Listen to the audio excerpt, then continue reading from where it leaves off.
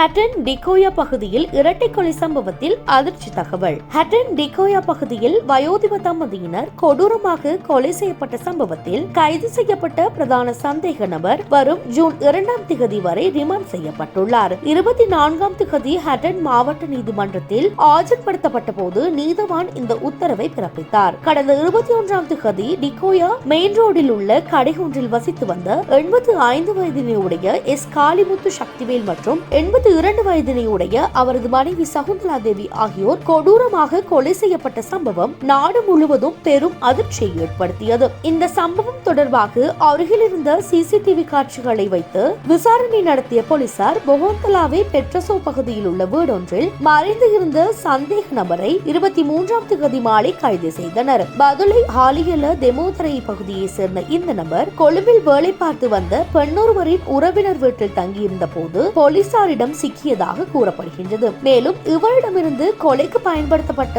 இரும்பு கம்பி, கூரிய ஆயுதம் மற்றும் கொள்ளையடிக்கப்பட்ட அனைத்து தங்க நகைகளும் மீட்கப்பட்டுள்ளதாக அட்டன் போலீசார் தெரிவித்துள்ளனர். இதற்கிடையில் சமூக வலைதளங்களில் பரவி வரும் தகவலின்படி இந்த சந்தேக நபர் கடந்த 2016 ஆசிரியர் ஒருவரின் தங்கச்சங்கிலியை திருடி செல்ல முயன்ற போது பொதுமக்களால் மடக்கி பிடிக்கப்பட்டு காவல்துறையிடம் ஒப்படைக்கப்பட்டதாகவும் கூறப்பட்டு வருகின்றது. இருப்பினும் இந்த தகவல் தொடர்பில் இதுவரை அதிகாரப்பூர்வமான உறுதிப்படுத்தல் வெளியாகவில்லை.